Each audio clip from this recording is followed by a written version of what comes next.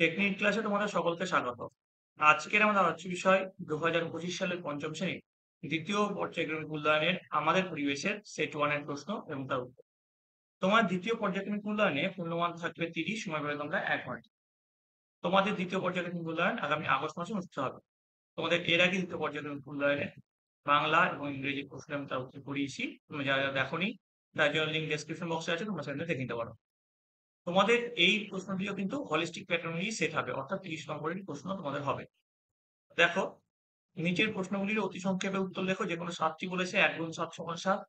প্রথম প্রশ্ন, কয়লা কোথা থেকে পাওয়া যায়? তো লিখবে, কয়লা ভূগর্ভের গভীরে গাছপালা ও জীবাশ্ম জমা পড়ে লক্ষ লক্ষ বছরের তাপ ও চাপের ফলে তৈরি হয় এবং খনির মাধ্যমে উত্তোলন করা হয়। তারপরে দেখো 1.2, সুন্দরবন অঞ্চলে একটি নদীর নাম লেখো। লিখবে মাতলা নদী। 1.3, আমন ধান কোন সময় চাষ করা হয়? তো লিখবে জুন জুলাই মাসে। পরের প্রশ্ন, 1.4, একটি জিওল মাছের নাম লেখো। উত্তর লিখবে শিঙি মাছ। 1.5 দেখো, শিক্ষক দিবস কবে পালিত হয়? 5ই সেপ্টেম্বর। তারপরে দেখো 1.6, শ্বাসমূল জাতীয় একটি উদ্ভিদের নাম লেখো। উত্তর লিখবে সুন্দরী। 1.7, পশ্চিমবঙ্গের রাজধানীর নাম কি? উত্তর লিখবে কলকাতা। 1.8, একটি রাসায়নিক সারের নাম লেখো। উত্তর লিখবে ইউরিয়া। এবার দেখো শূন্যস্থান পূরণ দেওয়া আছে, শূন্যস্থান পূরণ করে যে কোনো 8টি, 1 গুণ 8 সমান 8। প্রথম প্রশ্ন, সূর্য সেন মাস্টারদা নামে পরিচিত ছিলেন। পুরুলিয়া জেলার আগের নাম মানভূমি। বাঁশের কেল্লা বানিয়েছিলেন পিটুনি। পশ্চিমবঙ্গে কমলালেবুর চাষ হয় দার্জিলিংয়ে। আম্বেদকরকে বাবা সাহেব বলা হয়। লবণাক্ত মাটিতে ভালো জন্মায় সুন্দরী গাছ। গান্ধী বুড়ি হলেন মাতঙ্গিনী হাজরা। খড়গুলামার প্রায় নিশ্চিহ্ন হওয়ার মুখে আনন্দমঠ লিখেছিলেন বঙ্কিমচন্দ্র চট্টোপাধ্যায়। শূন্যস্থানগুলো হলো। চলে আসবো আমরা পরবর্তী প্রশ্নে। নিচের প্রশ্ন হলে 2 থেকে 3টে বাক্য উত্তর দাও। 5 গুণ 2 সমান 10। নদীমাতৃক সভ্যতা কাকে বলে? উত্তর লিখবে, নদীকে কেন্দ্র করে যে সভ্যতা গড়ে ওঠে তাকে নদীমাতৃক সভ্যতা বলে। পৃথিবীর প্রাচীন সভ্যতাগুলি নদীর তীরে গড়ে উঠেছিল। যেমন সিন্ধু নদীর তীরে প্রাচীন হরপ্পা সভ্যতা গড়ে উঠেছিল। টাইগ্রিস ও ইউফ্রেটিস নদীর তীরে মেসোপটেমিয়া সভ্যতা ছিল। নীল নদের তীরে মিশরীয় সভ্যতা সৃষ্টি হয়েছিল। নদীর তীরে সভ্যতা গড়ে ওঠার কারণগুলি হলো, নদীর জল পানীয় ও জলসেচের চাহিদা মেটায়। নদীর তীরবর্তী পলি মাটিতে কৃষিকাজ ভালো হয়। আর নদীর জলে নৌকা চালিয়ে যাতায়াত করা সহজ হয়। এবার দেখো চলে আসছে 3.2, বঙ্গভঙ্গের প্রতিবাদে বাংলার মানুষ কি করেছিল? উত্তর লিখবে, 1905 সালে বঙ্গভঙ্গের প্রতিবাদ মানুষ করেছিল নিম্নলিখিত ভাবে। 1, ইংরেজদের বিরুদ্ধে লড়াই করেছিল। 2, বিদেশি জিনিসের ব্যবহার ছেড়ে স্বদেশি জিনিস ব্যবহার শুরু করেছিলেন। চরকা কেটে সুতো বানিয়ে সেই থেকে নিজেরা কাপড় জামা বানায়। 3, বঙ্গভঙ্গের প্রতিবাদে রবীন্দ্রনাথ ঠাকুর গান লিখেছিলেন, আমার সোনার বাংলা আমি তোমায় ভালোবাসি। 3.3 দেখো, সাধারণতন্ত্র কাকে বলে? কবে এই দিবস পালন করা হয়? সাধারণ অর্থ, সাধারণভাবে সাধারণতন্ত্র বলতে বোঝায় জনসাধারণের শাসনকে। প্রকৃত অর্থ, সাধারণতন্ত্র বলতে বোঝায় দেশের রাষ্ট্রপ্রধান কে হবে তা জনগণ ঠিক করবে। দেশের যে কোনো মানুষ যে কোনো সাধারণ মানুষ ভোটে জিতে শাসন ব্যবস্থার প্রধান হতে পারে। অর্থাৎ তিনি বংশানুক্রমে শাসন ক্ষমতা পাবেন না। যেমন রাজার ছেলে রাজা হয় তেমন নয়। ধরুন, ভারত একটি সাধারণতান্ত্রিক দেশ। ভারতের রাষ্ট্রপ্রধান হলেন রাষ্ট্রপতি। তিনি নির্বাচনে জিতে ক্ষমতা লাভ করেন। 1950 সালের 26 জানুয়ারি এই দিবস পালন করা হয়। আচ্ছা, রাষ্ট্রপতি কিন্তু সাধারণ মানুষের ভোটে নির্বাচিত হন না। তারা যারা এমএলএ এমপি আছে তাদের ভোটে কিন্তু রাষ্ট্রপতি নির্বাচিত হয়। আর এমএলএ এমপিরা সাধারণ জনগণের ভোটে নির্বাচিত হয়। 3.4, লুপ্তপ্রায় মাছ সংরক্ষণের কয়েকটি উপায় আলোচনা করো। উত্তর লিখে, লুপ্তপ্রায় মাছের একটি তালিকা তৈরি করতে হবে। এবার মাছগুলি কোথায় জন্মায় সেই জায়গাগুলি চিহ্নিত করে একটা করে নিষেধাজ্ঞা বোর্ড ঝুলিয়ে দিতে হবে।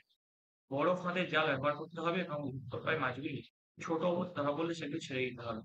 এবং বাজারে বাচ্চা ন্যাটোস, খলসে, খরসুদা প্রভৃতি কেনা বেচা করলে জরিমানা করতে হবে। পঞ্চায়েত নিজে একটা দুটো পুকুর নিয়ে লুপ্তপ্রায় মাছ সংরক্ষণের উদ্যোগ নিতে পারে ও মাছ চাষি প্রধান জনগণকে লুপ্তপ্রায় মাছ সম্পর্কে সচেতন করতে পারে। পরের প্রশ্ন, ধাপ চাষ কাকে বলে? উত্তর লিখবে, পাহাড়ে ঢালু জমিতে সিঁড়ির মতো ধাপে ধাপে জমি কেটে চাষ করাকে ধাপ চাষ বলা হয়। ধাপ চাষ একদিকে যেমন ভূমি ক্ষয় কম হয় ধাপ চাষ করলে, অন্যদিকে চাষের জন্য বেশি জমিও পাওয়া যায়। এবার দেখো 4 দাগের প্রশ্ন। নিচের প্রশ্নের উত্তর দাও যেকোনো দুটি। 2.5 গুণ 2 সমান 5। সুন্দরবন অঞ্চল সম্পর্কে ধারণা দাও। উত্তর লিখবে গাঙ্গেয় সমভূমির দক্ষিণ অংশে দক্ষিণ চব্বিশ পরগনা জেলার নরহরি থানাধীন যে বদ্বীপ কেন্দ্রিক গভীর বনাঞ্চল গড়ে উঠেছে তাকে সুন্দরবন অঞ্চল বলে। মূলত এখানে লবণাক্ষ সুন্দরী গাছের প্রাধান্য থেকে এই অঞ্চলের নাম সুন্দরবন করা হয়েছে। জীবজন্তু রয়্যাল বেঙ্গল টাইগার, বিড়াল, শুয়োর, চিতল হরিণ, চিতাবাঘ, জাভান গন্ডার, কোনো মহিষ, বার্ষিকা ইত্যাদি।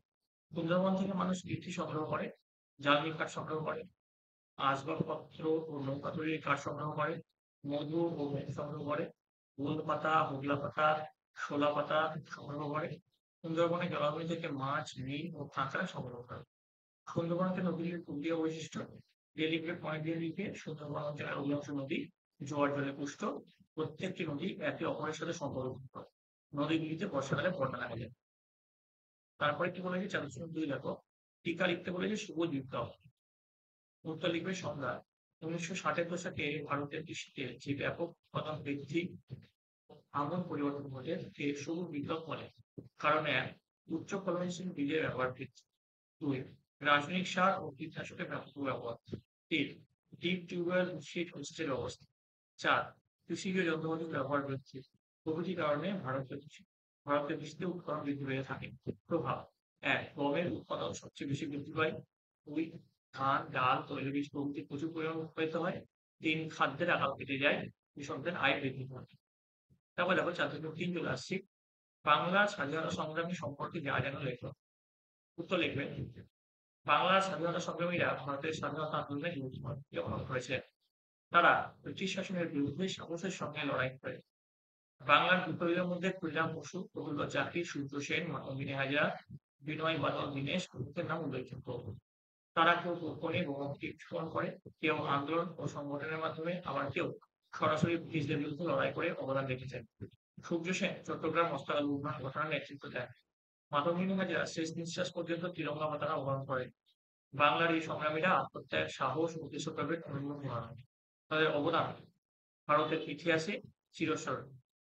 এই গেল তোমাদের পঞ্চম শ্রেণীর দ্বিতীয় পর্যায়ের মূল্যায়নের আমাদের পরিবেশের প্রশ্ন এবং তার উত্তর। তোমাদের যদি এই ভিডিওটা ভালো লেগে থাকে তাহলে অবশ্যই লাইক করবে এবং বন্ধুদের কাছে অনেক শেয়ার করবে। আর এই ভিডিওতে যা প্রশ্নোত্তরগুলো করানো হলো সেই প্রশ্নই যে তোমাদের হুবহু পরীক্ষায় আসবে তার কোনো মানে নেই। তোমাদের এরকম টাইপের প্রশ্ন পরীক্ষায় আসবে। তোমরা প্রথমে তোমাদের বইটা ভালো করে খুঁটিয়ে পড়ো, চ্যাপ্টারগুলো তোমাদের সিলেবাসে রয়েছে। তারপরে এই যে প্রশ্নোত্তরগুলো দিচ্ছি একটু প্র্যাকটিস করো। তোমাদের কেবলমাত্র এটা সেট 1 দেওয়া হলো। এরপরে আরো অনেক কটা সেটের প্রশ্নোত্তর আসবে। তোমরা সব কটা সেটের প্রশ্নোত্তর ভালো করে প্র্যাকটিস করো এবং বইটি যদি তোমরা খুঁটিয়ে পড়ো সেক্ষেত্রে আমাদের কিন্তু সাফল্য নিশ্চিত। তোমরা বলে মন দিয়ে ভালো করে পড়াশোনা করো, ভালো থাকো, ভালো সুস্থ থাকো।